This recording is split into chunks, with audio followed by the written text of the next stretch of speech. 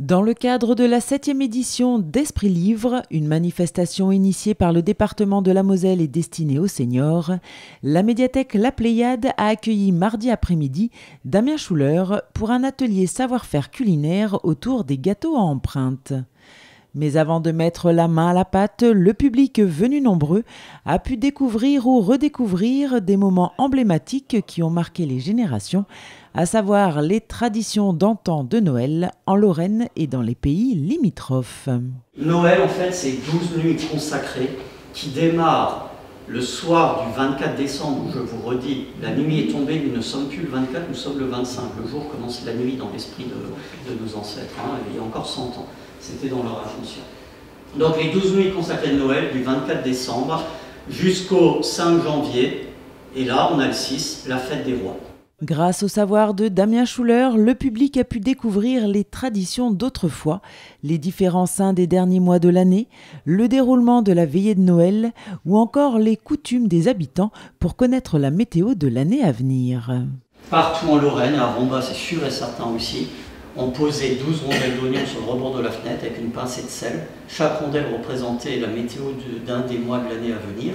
Et le lendemain, on regardait le degré d'humidité de la petite pincée de sel sur chaque rondelle d'oignon. Et les gens croyaient que ça allait leur donner la météo et donc savoir s'ils allaient avoir de bonnes récoltes ou pas.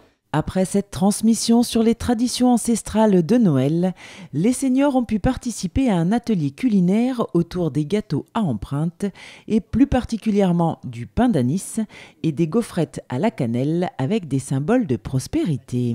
Il y avait des dessins sur ces gâteaux.